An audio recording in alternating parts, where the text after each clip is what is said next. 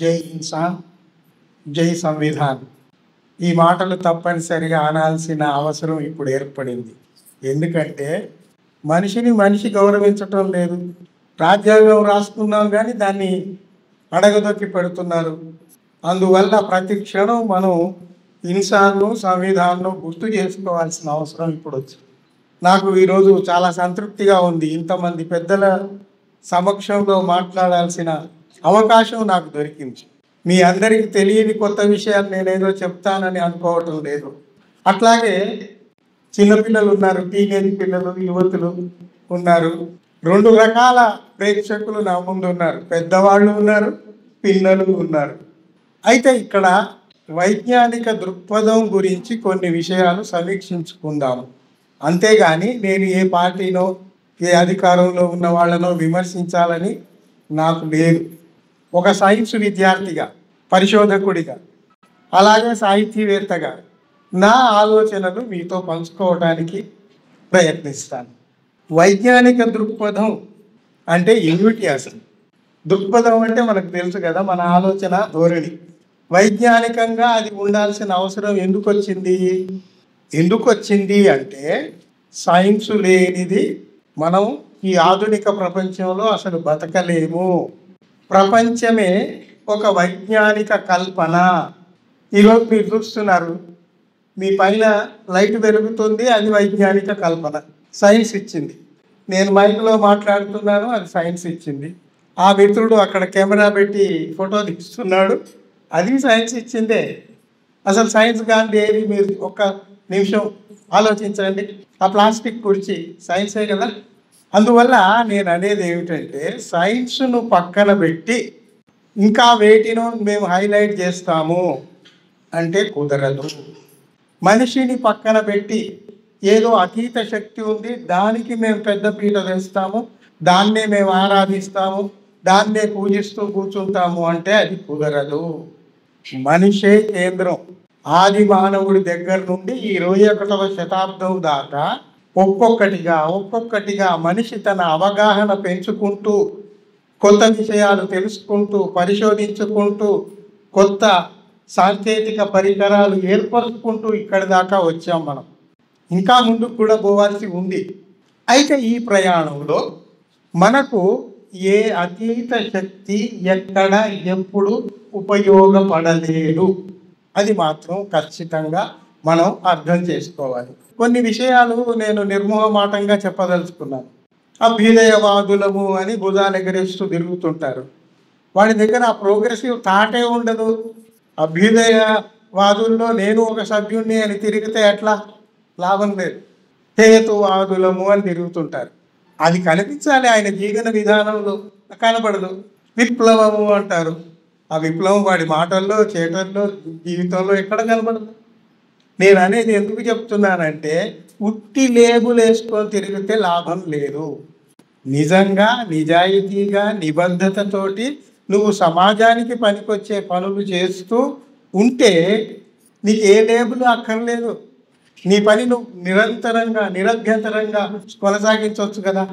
ఎందుకు లేబుల్స్? ఎందుకు అక్కర్లేదు.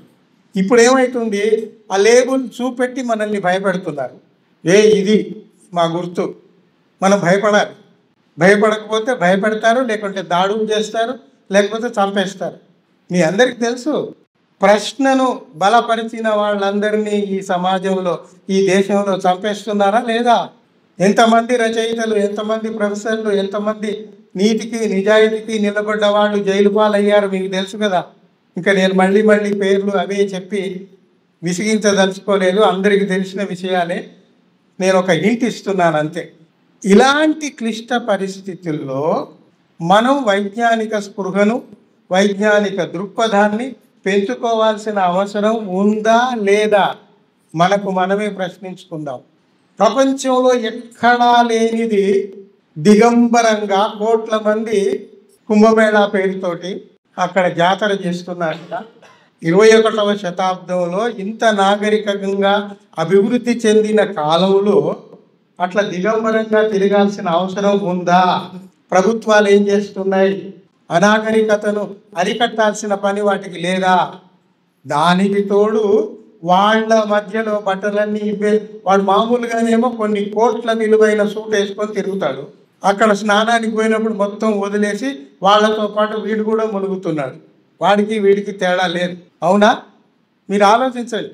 ఇంకొకటి ఏమిటంటే, మీకు చెప్పే లెక్కలన్నీ తప్పుడు. అన్ని కోట్ల మంది నాగ సాధువులు వచ్చారు, సన్యాసులు వచ్చారు. వాళ్ళు కొద్దిమంది ఉంటే ఉంటారు. హిమాలయాల్లో అంత చలిలో బట్టలు లేకుండా ఎవడైనా ఉండగలడా? మీరు పరీక్షించండి.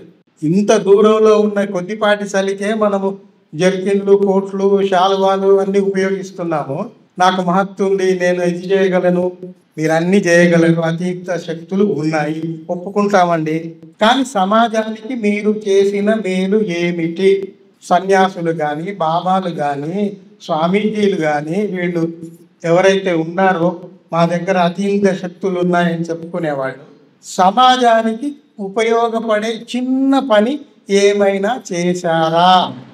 చేస్తే అదేమిటి అనేది ఒక్కసారి ఆలోచించి చూడండి.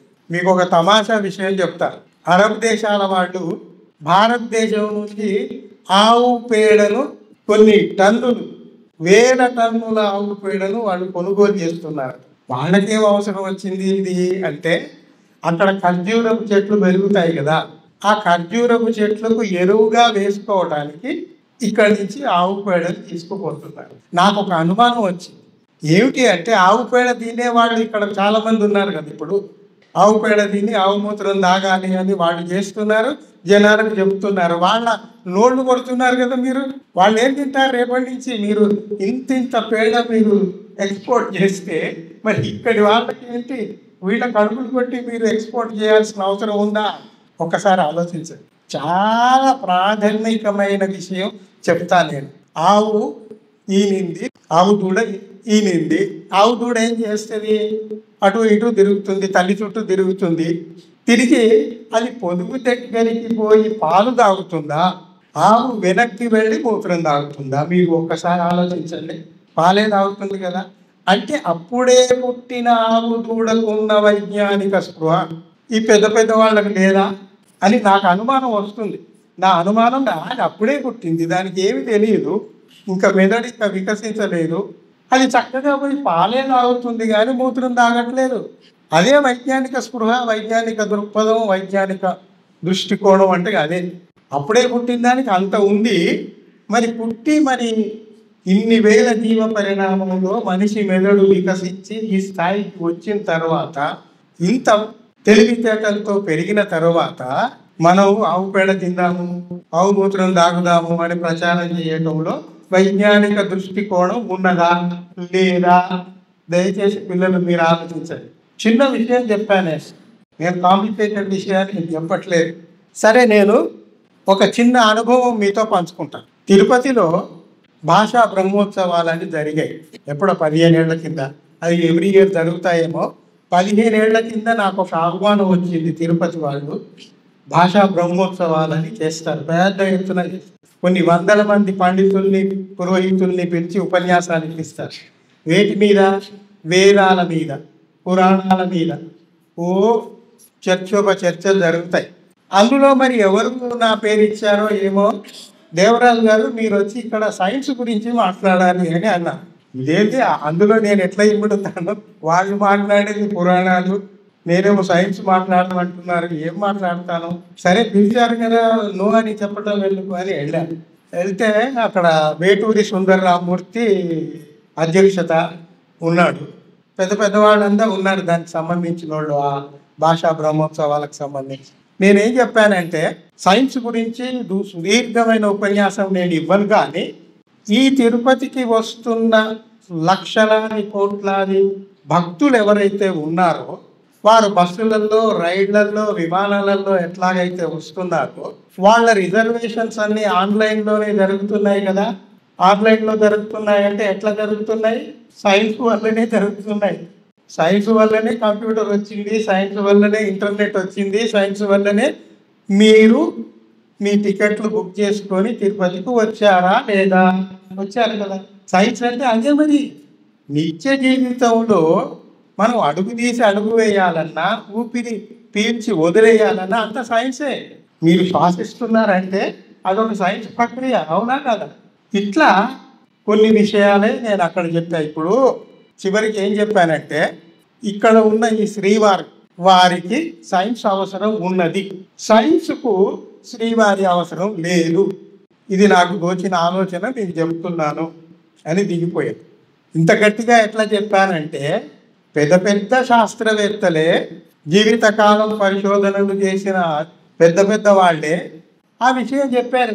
మేము ఇన్ని పరిశోధనలు చేశాము, ఇంత కనుక్కున్నాము, మాకు దేవుడు ఎక్కడ కనబడలేదు అని చెప్పారు వాళ్ళు. అంతే కదా? నేను కూడా ఒక పరిశోధకుడినే. నేను కూడా మైక్రోస్కోప్లో కళ్ళు పెట్టి 5-6 ఏళ్ళు చేసి నానా యాతన పడ్డాను. ఈ తెలంగాణ జిల్లాల నుంచి ఓ 3-4 కొత్త స్పీసీస్ని కనుక్కొని ఇంటర్నేషనల్ సొసైటీకి రిపోర్ట్ చేశాను.